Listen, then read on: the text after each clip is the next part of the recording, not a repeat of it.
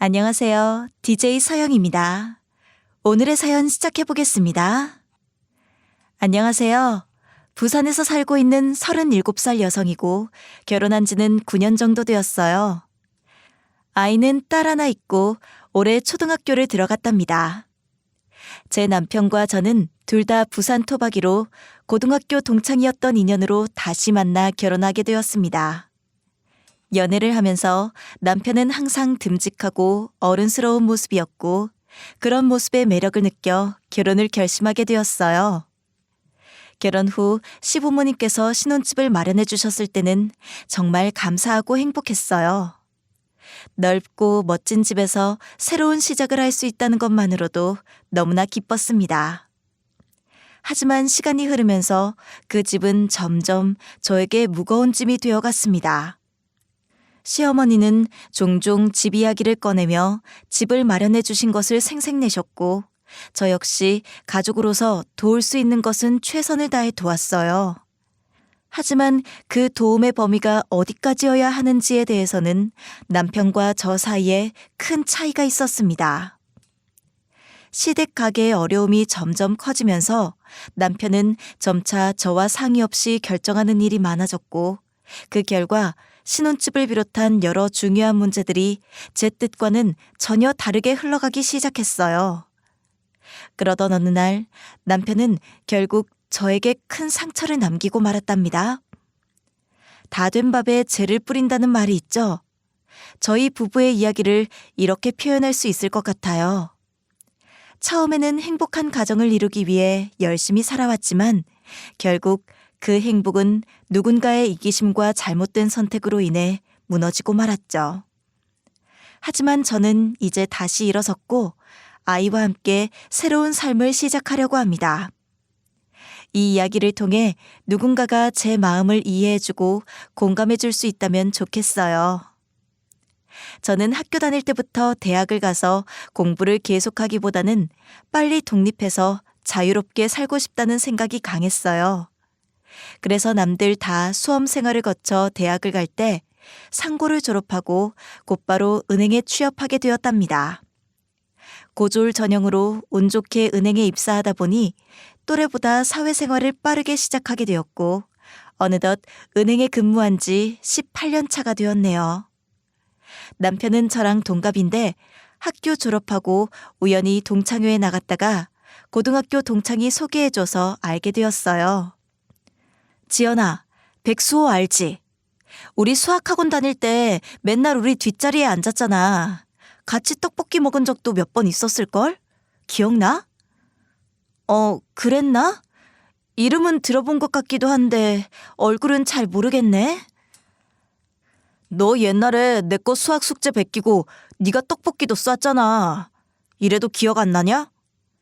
아, 네가 백수호였어? 우와, 너 많이 변했구나. 나는 지연이 너 얼굴 보니까 금방 알아보겠던데. 좀 서운하네. 그랬어? 미안. 너무 오랜만에 동창들 얼굴 보는 거라. 아무튼 반가워. 뭐, 그럴 수도 있지. 너도 부산에서 일하고 있다며? 앞으로 얼굴 자주 보자. 어릴 때 친구들을 성인이 되고 다시 만난 거라 처음에는 그냥 친구로 알고 지냈는데 남편의 적극적인 대시로 결국 사귀다가 결혼까지 하게 되었어요.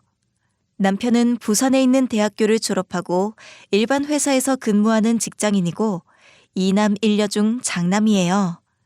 장남이라 그런가? 나이가 동갑임에도 불구하고 듬직하고 어른스러운 모습에 호감이 가기 시작했죠. 남편은 제가 똑 부러지는 성격에 생활력이 강해 보여서 멋져 보였다나? 아무튼 그렇게 연애를 하고 결혼을 하게 되었어요. 시부모님도 부산 토박이셔서 태어났을 때부터 쭉 부산을 벗어나 보신 적이 없는 분들이었는데요. 부산에서 제법 큰 음식점을 운영하고 계시기도 하고 나름 여유가 있는 집이었어요. 우리 둘이 모은 돈이 1억이 조금 넘으니까 결혼하면서 크게 들어가는 돈 빼면 1억 정도는 세이브할 수 있을 것 같아. 그래? 알아보니까 요즘 시세가 1억 가지고는 10평대 원룸 정도 구할 수 있는 수준이더라. 이렇게 되면 대출 없이는 힘들 것 같아. 그러네. 웬만하면 대출 없이 시작하고 싶었는데. 어쩔 수 없지 뭐. 나도 직원 우대금리 다시 한번 알아볼게. 집은 남자인 내가 준비해야 하는 건데 미안. 무슨 소리야. 우리가 같이 살 집인데 같이 장만하는 게 맞지. 작은 집에서 시작해서 점점 더 큰 집으로 늘려가는 맛도 있으니 괜찮아. 대신 나중에 나이 들면 어머님처럼 큰 집에 살게 해줘야 돼. 당연하지. 내가 꼭 돈 많이 벌어서 대궐 같은 집에서 살게 해줄게. 여느 부부들처럼 저희도 결혼을 준비하는 과정에서 신혼집을 구하는 게 가장 힘들고 어려웠는데 남편과 제가 직장 생활을 하면서 모아둔 돈으로는 집장만까지는 무리라 대출을 받아 작은 아파트 전세에서 시작하려고 했었죠. 아무래도 제가 은행에서 근무하다 보니 한도나 금리, 직원 우대 등등 이것저것 알아보고 다른 은행이랑 비교해보느라 한창 바쁘던 중 시어머니가 저녁이나 같이 하자며 남편과 함께 식당으로 부르셨어요. 별 생각 없이 퇴근 후 남편과 함께 식당으로 가서 어머님과 함께 저녁 식사도 하고 결혼 준비에 대해 이런저런 얘기를 나누다가 갑자기 신혼집에 대한 얘기가 나오게 되었어요. 신혼 가전이랑 가구 이것저것 드리려면 집은 미리 계약해야 할 텐데 알아보고는 있는 거니? 응, 전셋값이 만만치 않아서 지연이랑 같이 대출 알아보고 있어. 일단 신혼집은 작은 데서 시작하고 아기 낳고 나면 그때 이사하려고. 결혼 생활을 빚으로 시작하면 어떡하니? 안 그래도 살다 보면 돈 필요할 때가 계속 생길 텐데. 그래서 대출은 최대한 적게 받고 20평 정도 하는 아파트 전세로 얻으려고요. 수호 씨랑 얘기해봤는데 살면서 저희 힘으로 집도 늘리고 살림도 키우는 게 더 좋을 것 같기도 하고요. 아무리 그래도 아파트 20평이면 너무 좁지 않겠니? 수호가 혼자 사는 집이 18평인데 네가 사는 집도 비슷하다며? 그럼 둘이 살림을 합치기만 해도 좁을 것 같은데? 그건 그런데요. 형편도 안 되지만 집이 크면 채워 넣어야 할 살림살이도 많아지니까 작은 데서 시작하는 게 나을 것 같아요, 어머님. 결혼하고 나면 집에 식구들도 한 번씩 들릴 거고 수호가 장남인데 집이 그렇게 작으면 주변에서 말 나온다. 나는 집 커서 나쁘다는 말은 아직까지 못 들어봤다. 그러지 말고 집은 30평대로 알아보거라. 돈은 내가 보태줄 테니. 정말? 진짜 우리 신혼집 엄마가 해줄 거야? 그래. 우리 집 첫 혼사인데다 너는 장남 아니니. 다른 건 몰라도 집은 해줘야지. 엄마가 집 해주면 우리야 좋지. 잘됐다 자기야. 그치? 단순히 밥 한 끼 하려고 부르신 줄 알았는데 시어머니께서는 그래도 장남이 결혼하는데 집은 해줘야 하지 않겠느냐며 38평짜리 아파트 전세를 마련해 주시겠다 하셨어요. 그 돈은 가지고 있다가 나중에 집 살 때 보태고 신혼집은 내 말대로 하거라. 알아보니 대단지 아파트의 30평대 전세가가 10억이 좀 안 된다더라. 그 정도는 돼야 신혼 살림하는 맛이 나지 않겠니? 그 정도 평수면 어디 가서 꿀리지는 않겠네. 결혼한 친구 녀석들만 봐도 최소 30평 초반에는 다 사는데 사실 나만 좀 작은 집 들어가는 게 좀 걸렸거든. 아무리 전세라도 대단지 신축 아파트인데다 부산에서는 나름 비싼 동네이다 보니 전세가가 8억 정도 되더라고요. 친정 부모님께서는 평수에 맞게 혼수를 채워주신다고는 하셨지만 시댁에서 마련해 주신 금액을 따라갈 수는 없었어요. 냉장고, 세탁기, 그래 침대도 사야 되고 집에 맞추려니 사이즈가 다 커져버려서 비용 부담이 만만치 않네. 그래도 시댁에서 집 걱정은 덜어주셨으니 우리도 최대한 성의는 보여야 되지 않겠니? 그렇긴 한데 맞다. 한 브랜드에서 신혼가전 장만하면 할인 행사하는 것도 있던데 그것도 좀 알아봐야겠네. 학교 다닐 때도 안 하던 공부를 결혼 준비하면서 하고 있네 정말. 최고급은 아니더라도 엄마도 우리 딸 결혼하는데 부족하지 않게 해주고 싶으니까 잘 한번 알아봐. 집이 제일 큰 걱정이었는데 시댁에서 도움을 주셔서 감사하기는 했지만 너무 갑작스럽게 결정된 사항이라 저는 얼떨떨하기도 했고 살짝 부담도 있을 수밖에 없었어요. 그런데 남편은 그저 새 집에 들어갈 생각에 신이 나 보였고 자기 부모님이 그렇게 큰 집을 장만해 주신 것에 대해서 무척 자랑스러워하는 것 같더라고요. 시부모님이 운영하고 계시는 음식점은 워낙 오랫동안 한자리에서 장사를 하신 데다 입소문으로 유명한 곳이라 단골도 꽤 많은 편이었거든요. 저희가 결혼할 즈음 시댁 음식점이 TV 프로그램에 한번 나오고 난 이후부터는 주말에 대기까지 생길 정도로 장사가 잘 됐죠. 장사가 점점 잘 되자 직원 수를 점점 늘리면서 시어머니는 이전과 다르게 쇼핑을 하시는 일이 잦았고 시아버님도 타시던 차를 바꾸시는 등 씀씀이가 예전과는 다른 것 같았지만 그래도 가게 운영은 신경 써서 하시는 것 같아서 크게 걱정은 하지 않았어요. 요즘 너무 바빠서 꽃 구경, 단풍 구경은 꿈도 못 꾸겠다. 콧바람 쐬러 안 간 지 얼마나 됐는지도 기억이 안 난다니까. 확실히 요즘은 평일에도 대기 손님이 많아진 것 같던데 엄마 곧 부자 되겠어? 그러니까 말이다. 직원이 늘었는데도 손님 수를 못 따라간다니까. 큰애, 네가 좀 더 자주 와서 도와주면 참 좋을 텐데. 은행은 아직도 많이 바쁘니? 네, 요즘 신규 상품들이 많이 나와서 영업하려면 상품 공부를 해야 하거든요. 그래도 시간 나는 대로 와서 도와드릴게요. 차라리 은행을 그만두고 네가 여기서 일을 하면 딱 좋겠는데. 네 생각은 어떠니? 네? 저는 은행에서만 일을 해봐서 식당 일은 이렇게 도와드리는 정도밖에 안 될 텐데요. 이 일은 하면서 배우는 거고 하다 보면 잘하게 되고 그런 거지.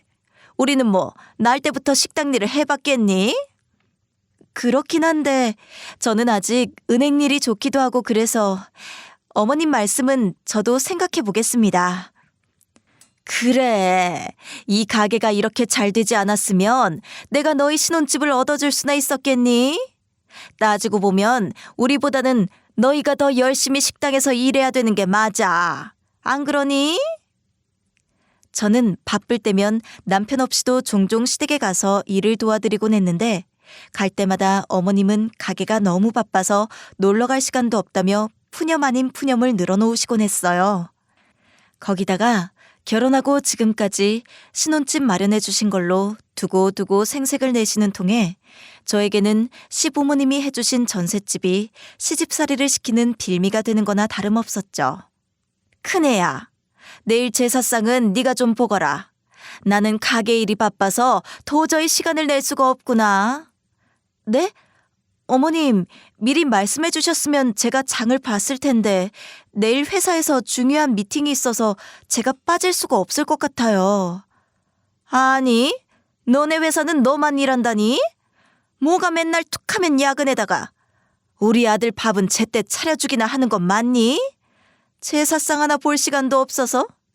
그렇게 일하면 돈 몇 푼이나 준다고? 죄송해요. 아니면 제가 늦더라도 퇴근하고 장 봐서 준비해 볼게요. 아니, 다 저녁에 장 봐서 언제 음식 준비하고 제사 지낼 건데? 생각이라는 걸 좀 하고 얘기하든가.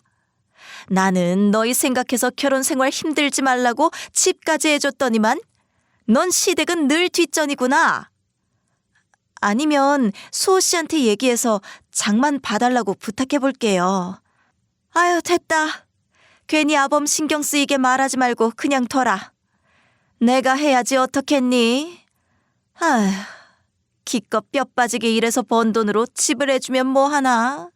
며느리라고 하나 있는 게 시댁 일에 이렇게 무신경하니 원. 혹시나 시댁 가족 행사에 소홀하거나 시부모님 마음에 안 드는 행동을 할 때면 어김없이 가게가 힘들어도 자식 결혼한다고 집을 해줘봤자 저 모양이다라는 둥 쓴소리를 하시면서 저희 부부를 손안에 쥐고 흔들려고 하는 게 일상이었어요. 몇 년 전에 시아버님이 큰맘 먹고 다른 지방에 분점을 내놓으신다고 하면서 사업을 확장하시게 되었는데 한동안은 잘 되어 가다가 최근 1, 2년 사이에 시부모님이 운영하시는 식당은 비슷한 가게들이 많이 생기다 보니 점점 손님이 줄어들게 되었고 급기야 5호점까지 낸 분점들은 하나 둘씩 폐업하기 시작했어요. 그렇게 손해가 조금씩 늘어나자 최근에는 가게 월세까지 밀리는 상황까지 다다르게 되었는데요. 여보, 어머님 이번에 3호점 폐업 신고하셨대. 요즘 많이 힘드신가 봐. 아가씨 말로는 얼마 전에 본점 월세가 2달치나 밀려서 직원들 정리해고하는 바람에 아가씨가 대신 일하느라 엄청 고생했다더라고.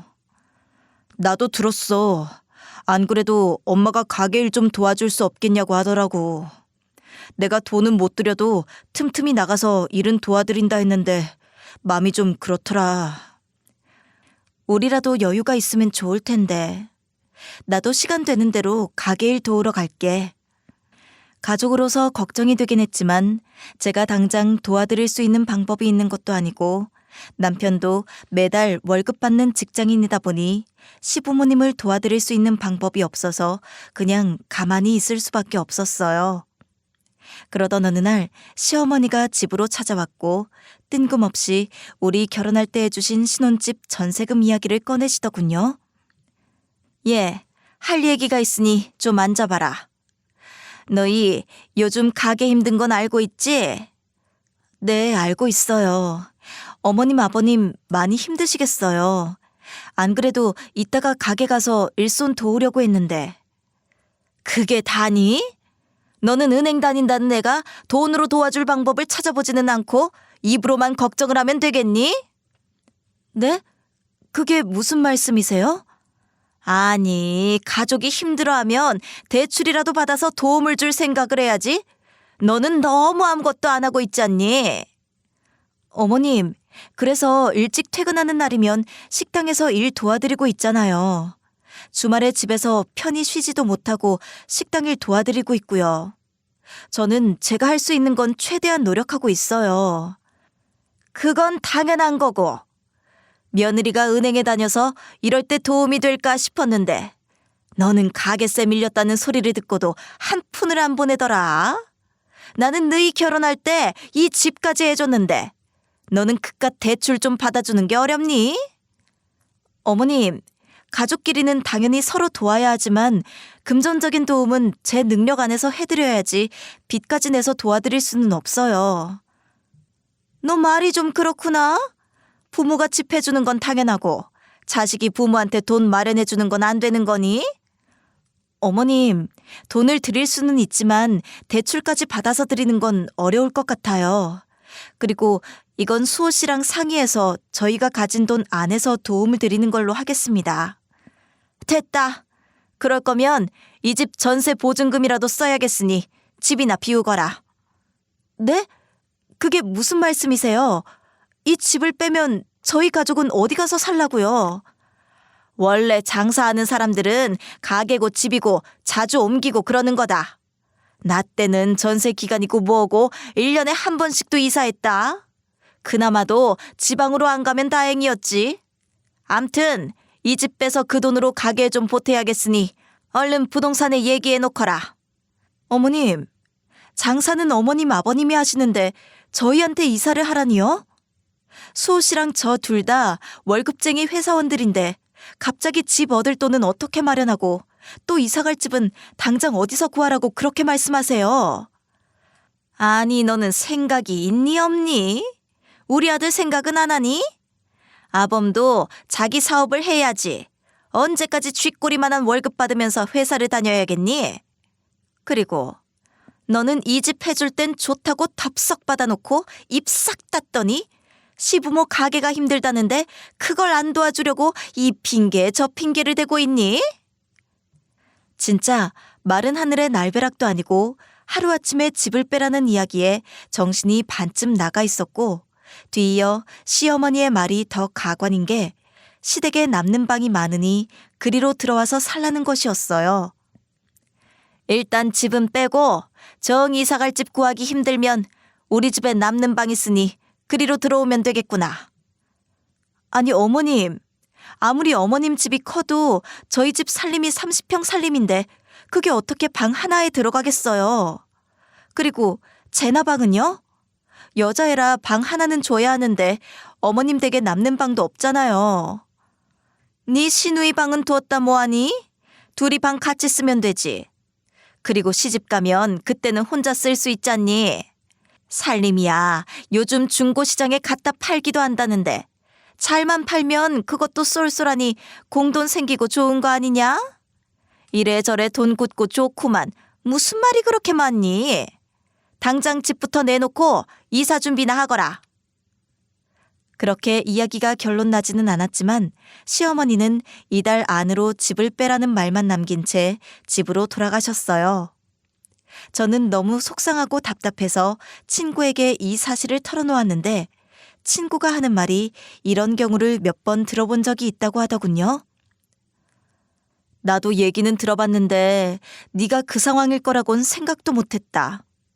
전에 누가 그러더라고. 아들이 장가갈 때 처음부터 같이 살자고 하면 아들이고 며느리고 둘 다 싫어하니까 일단 집을 얻어준대. 어차피 나이 드시면 우리가 모실 수도 있으니까 나도 생각은 하고 있었어. 순진하긴. 그게 아니라 일단 신혼집을 그럴듯하게 큰 집으로 마련해주고 살게 하는 거지. 그러다 전세 기간이 끝날 때쯤 되면 돈을 빼버리는 거야. 그럼 어떡해?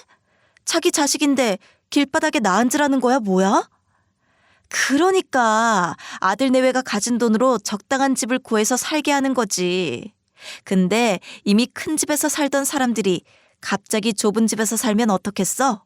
거기다 그 사이에 아이라도 생겼으면 더 넓은 집으로 이사할 생각을 하지. 좁은 집으로 가서는 못 살지. 사는 동안 살림도 늘었을 거고 이미 넓은 집에서 살던 사람은 좁은 데서 살기 힘드니까 결국 크고 넓은 시댁으로 들어가게 되는 거지. 요즘은 시부모도 이렇게까지 머리를 쓰는구나 싶어서 나도 좀 놀랍더라. 자식들이랑 합가를 원하는 시부모들이 처음에는 사람 좋은 척 일부러 더 넓고 좋은 집에 전세를 얻어준 다음에 전세 기간 끝날 때쯤에 자기들이 해준 돈을 빼버리는 경우가 있다더군요. 그렇게 넓은 집에서 사는 게 적응되었다가 좁은 곳으로 이사가면 답답할 것 뻔하니 결국에는 시부모가 원하는 대로 합가해서 살게 되는 거라고 하면서 자기 지인 중에서도 그렇게 시댁으로 들어가는 경우를 봤다고 하는 소리를 듣고 나니 정말 더 기가 찼어요. 너도 알다시피 나 결혼 준비할 때 집 때문에 엄청 스트레스 받았잖아. 시어머니가 신혼집 마련해 주신다고 해서 내가 얼마나 좋아했니? 고맙고 감사한 마음에 피곤한데도 매번 일 끝나면 식당 일도 도와드리고 엄청 노력했는데 이런 속셈일 거라고는 상상도 못했다 정말. 그러게 결혼 생활은 두 부부가 온전히 자기들 힘으로 해야 하는데 도움을 받는 순간 무조건 한쪽으로 기울게 된다니까. 저는 그동안 시부모님에게 감사하는 마음으로 살았고 시집살이를 할 때에도 좋은 마음으로 참고 살았는데 알고 보니 이 모든 게 시어머니의 계획이었다는 사실을 알게 되니 너무 화가 났어요. 그래도 지금 당장 제가 할 수 있는 게 없었기 때문에 이러지도 저러지도 못하고 있는 상황이었는데 하루가 멀다 하고 시어머니한테 전화가 와서 전세금 빨리 정리해서 보내라고 닥달을 하시더군요. 예, 집은 내놨니? 복덕방에 좀 빨리 정리해달라고 다시 얘기해놔라. 넌 그런 거 하나까지 내가 일일이 신경 써야 되냐? 어머님, 저 집 안 내놨어요. 당장 이사갈 집도 못 구했지만 아직 계약 기간도 남아서 일단은 그냥 있으려고요. 넌 그게 무슨 말 같지도 않은 소리냐? 내가 그렇게 알아듣게 말했는데 시댁에 도움될 생각은 안 하고 그냥 버틴다고 해결이 되니?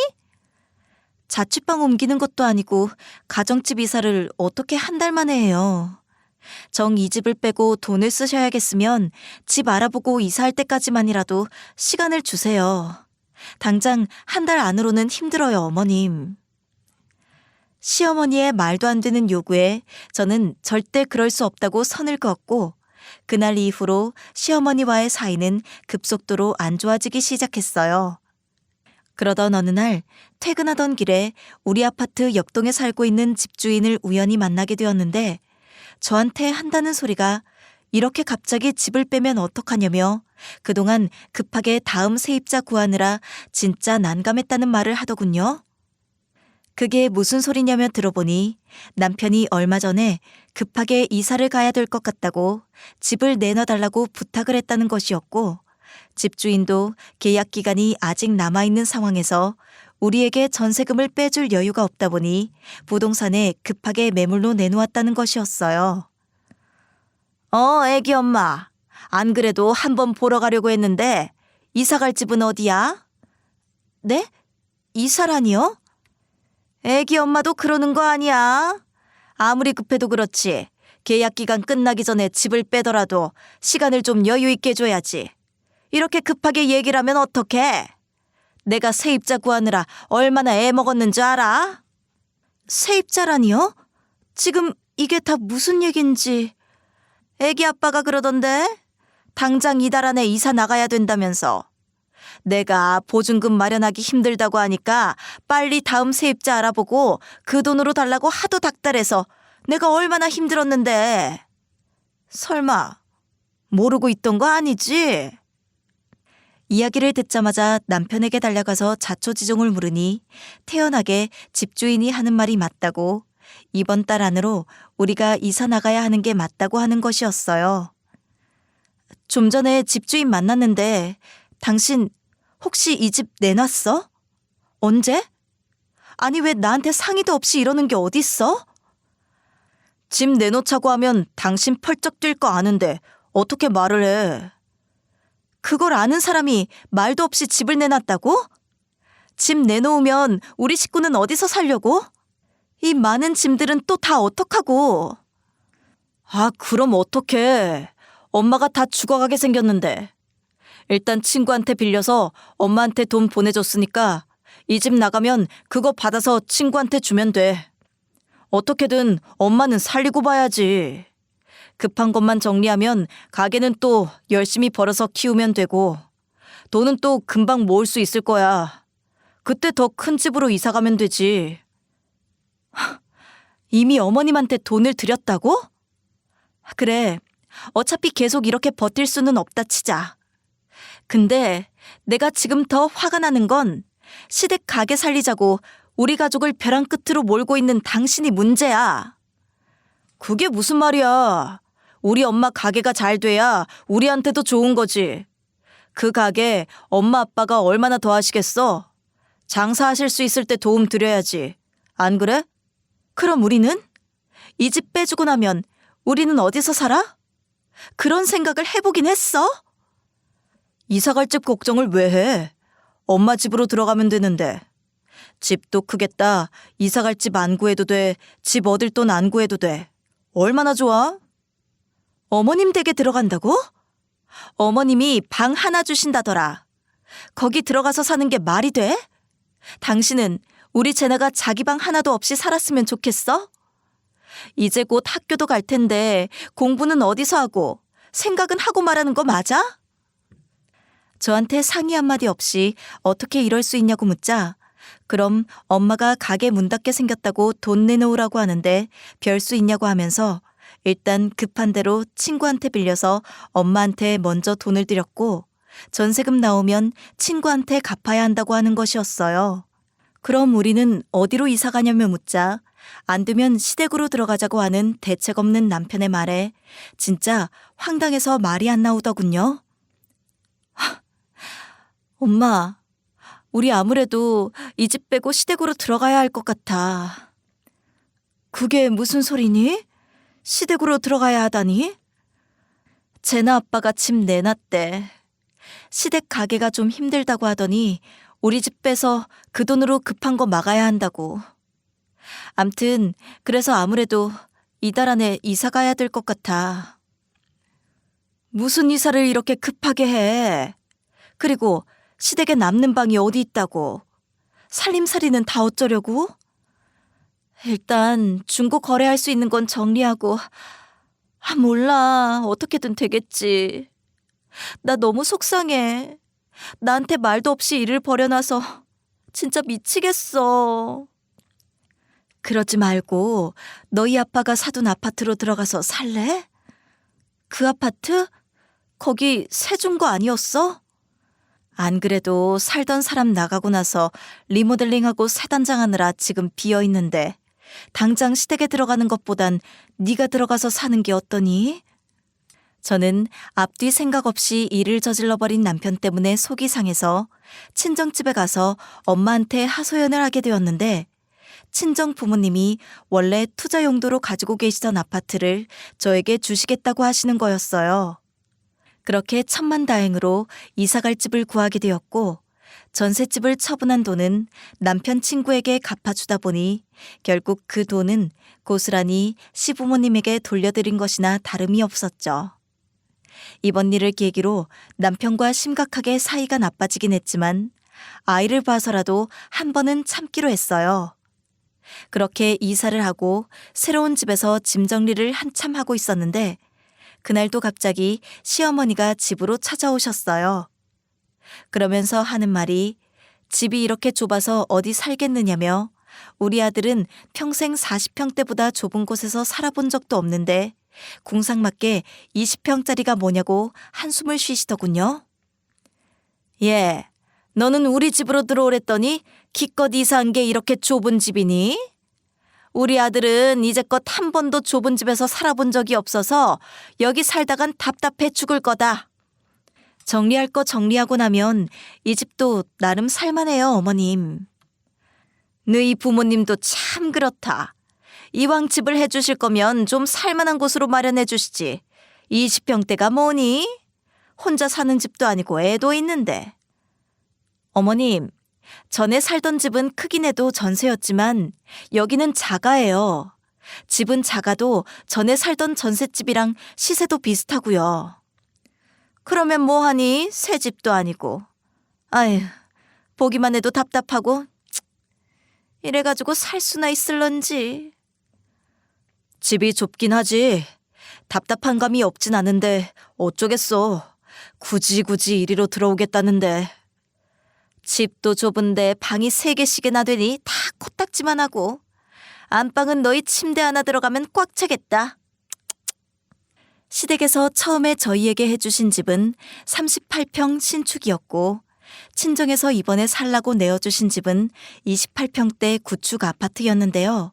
다만 친정에서 해주신 집은 전세가 아니라 아버지 명의의 자가였기 때문에 금액으로 비교하자면 이전의 전셋집과 비슷한 수준이었으나 평수가 작고 새 집이 아니라는 이야기를 계속하면서 시어머니가 빈정대는데 남편은 이 상황을 말리지는 못할 망정 옆에서 맞장구를 치고 있는 걸 보니 더 속이 터질 수밖에 없었어요.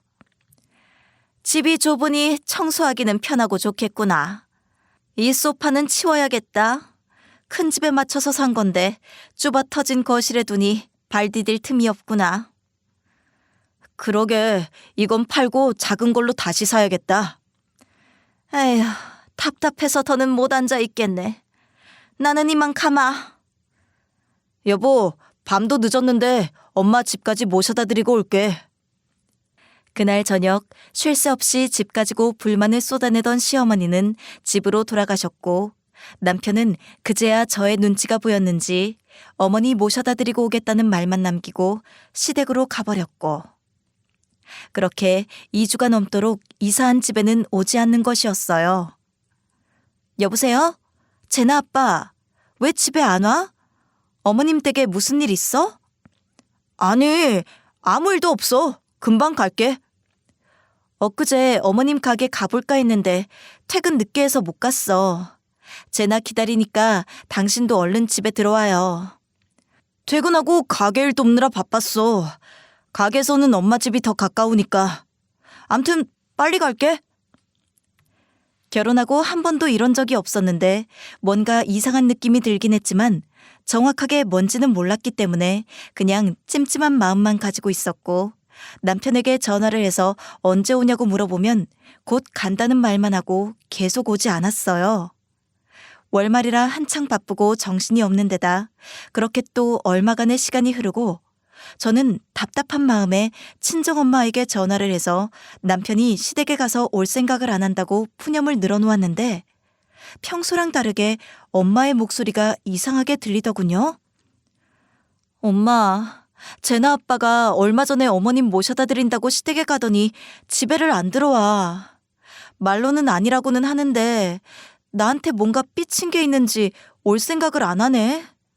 처음엔 그냥 냅뒀는데 제나도 아빠를 찾으니까 내가 데리러 가야 하나 싶고. 그래. 백서방도 무슨 사정이 있겠지. 사정은 무슨 사정. 근데 엄마, 목소리가 왜 이래? 힘이 하나도 없네?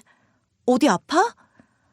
아니, 아프긴 그냥 기운이 없어서 그래. 엄마, 혹시 제나 아빠한테 무슨 얘기 들었어? 혹시나 하는 마음에 남편 연락이 왔었냐고 묻자 엄마는 말끝을 흐리더군요. 그래서 재차 물어보니 얼마 전에 남편이 친정집에 왔다 갔다는 것이었어요. 그게 무슨 소리냐고 묻자 친정 부모님을 찾아간 남편이 그 앞에서 울면서 지금 집 사정이 안 좋아서 우리에게 주신 집을 팔아도 되겠냐며 사정을 했다고 했어요.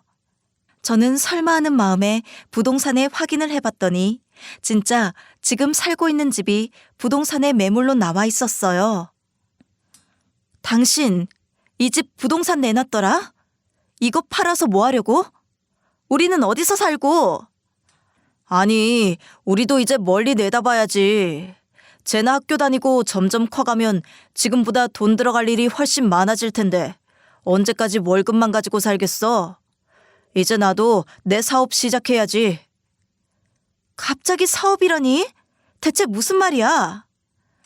월급쟁이는 평생을 벌어도 월급이 다지만 사업을 하면 내가 열심히 일한 만큼 돈으로 돌아오니까 한 살이라도 젊을 때 시작하려고. 직장을 다니든 사업을 하든 당신이 하고 싶으면 해. 그래도 이 집을 판 돈으로 사업을 하는 건 아니지. 사업을 시작하고 싶으면 당신이 모은 돈으로 해. 당신 하고 싶은 거 하자고 하나밖에 없는 딸을 길거리에서 살게 할 거야? 그날 저녁 남편을 보자마자 이 집까지 팔아서 도대체 뭐 할 생각이냐고 따져 물었어요. 그랬더니 자기가 언제까지 월급쟁이로만 살 수는 없지 않겠냐며 이참에 자기도 사업을 해보고 싶다는 소리를 하더군요. 그럼 그 돈은 당신이 직접 벌든가 구해서 시작하든가 해야지. 사는 집을 팔아서 가게를 차리면 우리는 길거리에 나앉으라는 거냐며 되받아치자 남편은 아무 말도 못하고 그냥 어떻게든 되겠지라는 태도로 제 말에는 대꾸도 하지 않았어요.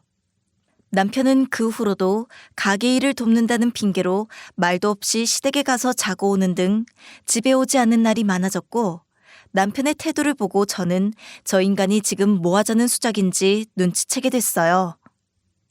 그렇게 며칠이 흐르고 끓어오르는 화를 참으며 아니 오히려 웃으면서 그래 당신 말대로 하자며 집 팔고 가게 차리자고 했어요. 처음에는 남편이 제 말을 듣고 조금 놀라는 눈치였더라고요. 여보, 나도 생각을 좀 해봤는데 그래 당신 말도 일리가 있더라. 가게 하자. 정말? 그래, 잘 생각했어. 조금이라도 빨리 시작하는 게 낫지. 안 그래? 당신 말대로 평생 월급쟁이로 살 수만은 없지. 공무원처럼 퇴직하고 연금이 나오는 것도 아니고 벌 수 있을 때 많이 벌어두면 좋지. 대신 무슨 가게를 차릴지는 고민을 좀 더 해보고 결정할게. 당신이? 가게는 내가 이미 다 알아봤는데 그냥 내가 알아서 할게. 아니야. 나도 은행 정년이 있으니까 나중에 퇴직하고 나서 가게 하나 차리고 싶단 생각은 하고 있었어. 그래서 하고 싶은 업종 목록을 만들어두긴 했는데 어떤 게 좋을지는 좀 더 고민해보고 정할 테니까 일단 시간을 좀 줘. 그랬더니 남편 표정이 갑자기 사색이 되었고 직장에만 다니던 제가 뭘 알겠냐고 자기가 그래도 가게 오래 한 부모님 밑에서 보고 배운 게 있으니 자기가 정하겠다며 계속 나서지 말라고 하는 것이었어요. 아니, 직장이라곤 은행만 다녀본 당신이 뭘 안다고. 나야 부모님이 장사를 몇 번 해보셔서 잘 알지만 당신은 모르잖아. 내가 잘 고민해보고 결정할 테니까 당신은 그냥 가만히 보고만 있어. 뭘 당신까지 이런 데다 신경을 쓰고 그래. 아니야. 친정 부모님 아니었으면 우리 식구 집 한 칸 없이 길바닥에 나앉을 뻔했는데 앞으로 우리 가족이 평생 먹고 살 수도 있는 일에 내 의견을 빼고 결정을 한다고? 그건 좀 아닌 것 같아. 내가 생각해보고 결정할 거니까 이 얘기는 더 하지 말자. 아니 여보, 그냥 나한테 맡기면 될 걸 왜 사서 고생을 해? 당신은 정년까지 은행 다니고 장사는 내가 한다니까? 제나 아빠, 당신을 못 믿는 게 아니라 나도 하고 싶은 게 있어서 그래. 집 파는데 동의한 걸로 나도 크게 양보한 것 같은데? 이것까지 못하게 할 거면 그냥 없던 일로 하고 월급쟁이 생활하던가. 당신은 평생 은행만 다녀서 사업을 잘 몰라. 이왕 하는 거 돈이 되는 일을 해야지. 그리고 장사하는 집에서 자란 내가 당신보다는 더 잘 알지 않겠어? 저는 들은 채도 하지 않고 이 집은 친정 부모님이 오갈 데도 없는 우리 가족 살라고 주신 집인데 내 의견이 반영이 안 되는 건 말이 안 되니 제가 알아서 하겠다라고 했어요. 이것조차도 나한테 하지 못하게 한다면 그냥 지금 얘기는 없었던 걸로 하자고 했더니 남편이 그제야 그냥 자기한테 제발 맡겨주면 안 되겠냐며 징징대기 시작하더군요. 뻔히 속이 보이는데도 끝까지 저를 속이면서 자기가 원하는 것만 요구하는 남편이 꼴도 보기가 싫어서 며칠 동안 결정을 하지 않고 일부러 시간만 질질 끌었어요. 그랬더니 남편은 도저히 못 참겠는지 빨리 정리를 해야 한다면서 저를 압박하기 시작했어요. 여보, 부동산에서 집 보러 가도 되냐고 연락이 오는데 우리도 빨리 결정을 해야 하지 않겠어? 좀 더 고민해보고 결정하자. 급한 거 아니잖아. 뭐가 그렇게 급해? 우리 집 팔 때까지 기다리는 사람이라도 있어? 아니, 누가 그렇대? 이왕 할 거면 하루라도 빨리 시작해서 한 푼이라도 더 많이 버는 게 좋지. 무슨 고민을 그렇게 길게 해. 있는 힘껏 참고 있는데 남의 속도 모르고 말 같지도 않은 소리를 하는 꼴을 보고 있자니 더는 안 되겠다 싶어서 저는 결국 남편의 뺨을 올려붙여버렸어요. 그러고는 너는 내가 바보로 보이냐며 네가 지금 인수하겠다는 가게가 시댁 가게인지 내가 모를 줄 아냐 쏘아붙이자 남편은 처음에는 아니라고 박박 우기더군요. 당신은 내가 웃음니? 내가 바보야? 네가 인수하겠다는 가게가 시댁 가게인 거 내가 모를 줄 알아? 뭐? 그게 무슨 소리야? 아니야, 무슨 말도 안 되는 소리를. 야, 차라리 손바닥으로 하늘을 가려라. 가게 인수하면 바로 들통날 텐데 그렇게 발뺌하면 다른 가게로 바뀌기라도 하나 보지? 진짜 아니라니까? 아니라면 아닌 거지 왜 내 말을 안 믿어? 넌 내가 웃음니? 우리 부모님이 너한테는 그렇게 만만했어? 어떻게 우리 부모님이 평생 아끼고 모아서 산 집을 팔아서 네 부모한테 줄 생각을 하니? 네가 그러고도 내 남편이고 쟤나 아빠 맞아? 나한테 한마디 말도 없이 전셋집 내놔도 그래. 시댁이 힘들다니 어쩔 수 없지. 어차피 우리 돈도 아니었으니 없는 셈 치자 좋게 생각하려고 애썼어. 근데 아무리 힘들어도 자식을 살던 집에서 내보내는 게 맞나 생각하고 생각해도 모르겠더라. 그럼 부모님이 힘들다는데 그냥 모른 척하는 건 맞냐?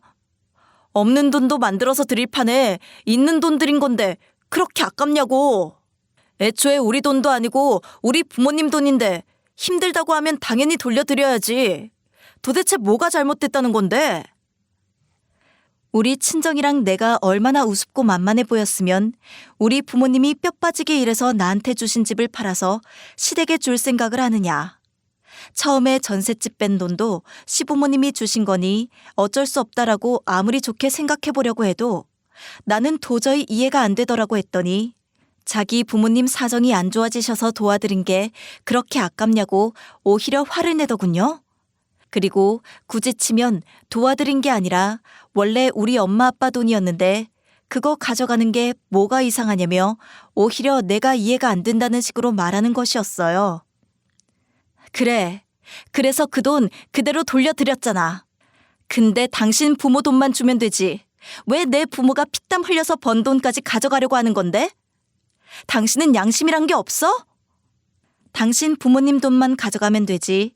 왜 우리 부모님 돈까지 다 가져가려는 거냐고 소리를 지르자 그 소리를 들은 남편의 손이 제 왼쪽 뺨에 날아들었어요. 그동안 살면서 시집살이는 했을지언정 남편과는 서로 모진 말 한마디, 손찌검 한 번 없었는데 시댁과의 돈 문제 때문에 이런 상황까지 오게 되니 저도 더 이상 이 관계를 계속 이어갈 필요성을 못 느끼게 되었어요. 너랑은 이제 같이 못 살겠다. 이 집에서 당장 나가. 야, 너는 이혼이 뭐 쉬운 줄 알아? 나는 잘못한 게 없기 때문에 이혼 못하네요. 웃겨? 나 속이고 친정 돈 빼돌리려고 한 게 잘못이 아니면 뭔데? 이 집을 팔든 말든 이제 더는 신경 쓰지 마. 내가 알아서 할 테니까. 그리고 지금부터는 너희 집에 10원 한 장 가져갈 생각도 하지 말고 이 집에서 당장 나가. 야, 은행이 얼마나 보수적인 직장인데 네가 이혼하면 계속 그 은행을 다닐 수나 있겠냐? 그건 내가 알아서 할 일이고 너는 네 앞가림이나 해. 장사한다고 직장도 그만뒀는데 다시 취업하려면 이력서 쓰고 면접 보느라 바쁘지 않겠어? 남편은 이미 사업 시작할 생각에 다니던 직장도 그만둔 상태였기 때문에 제가 살고 있는 집을 팔지 못하면 남편은 낙동강 오리알 신세가 되는 거나 다름없었지만 저는 이혼을 하더라도 직장도 있고 살 집도 있는데 남편은 이혼하고 나면 망해가는 시댁가게 붙잡고 어떻게든 살아보라고 하고 집에서 내쫓아 버렸어요. 그리고 며칠 뒤 여보, 내 생각이 짧았어. 내가 퇴사하고 스트레스를 많이 받았었나 봐. 장사할 생각에 정신이 없어서 당신 마음을 미처 못 헤아렸네. 정말 미안해. 이번 한 번만 봐주면 안 될까? 내가 진짜 정신 차리고 잘할게. 자꾸 연락하고 집에 찾아오지 마라. 너랑은 이미 끝이야.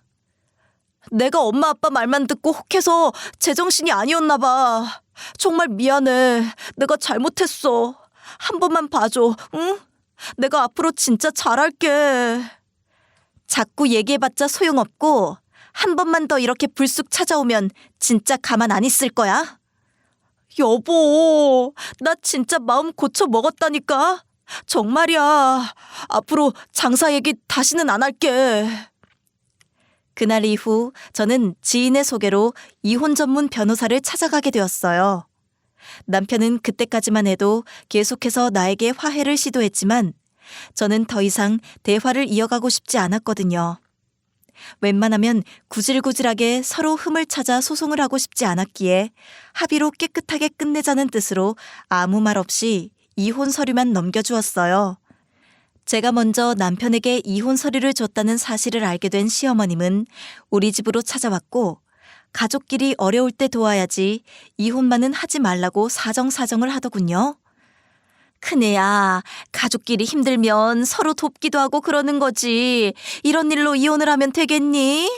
우리 아들도 잘못했다고 하고 이혼 생각도 없다 그러니 네가 한 번만 눈 딱 감고 참아주렴. 저는 쟤나 아빠랑 다시 살 생각이 없네요.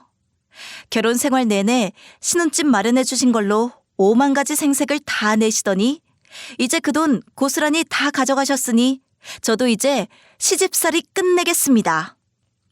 아니, 막말로 우리 아들이 이혼당할 정도로 잘못한 건 아니잖니? 부부가 서로 참고 이해해야지 이까진 일로 이혼이라니? 큰애 너도 그러는 거 아니다. 사람이 인정머리가 없이 그렇게 살아서 되겠니? 잘난 어머님 아들 사업한다고 직장까지 그만뒀으니 이제라도 크게 성공할 수 있게 뒷바라지나 잘해주세요. 쟤네 아빠가 언제까지 월급쟁이로 살 수는 없잖아요. 그럼 안녕히 계세요. 친정 부모님께서 해주신 집은 딸아이랑 둘이 살기에는 너무 큰 것 같아서 일단 전세를 내놓았고, 당장은 아이를 케어하면서 직장을 다니기가 어려울 것 같아서 친정 부모님의 권유로 친정집에 합가해서 같이 살게 되었는데요.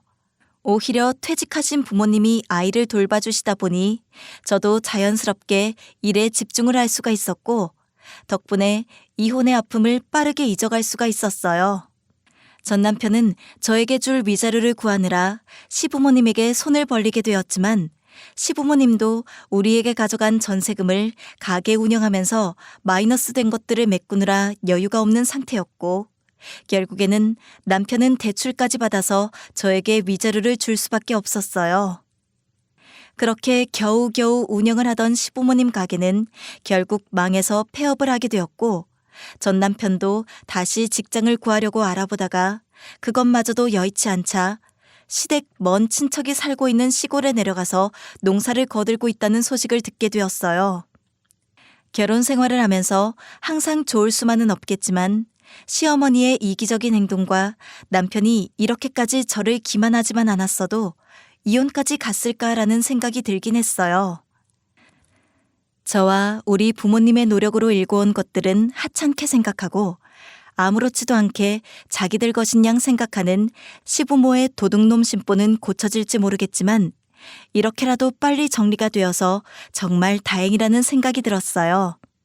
자기 돈 귀하면 남의 돈도 귀하다는 걸 제발 깨닫길 바라며 지금까지 저의 사연을 들어주셔서 정말 감사합니다.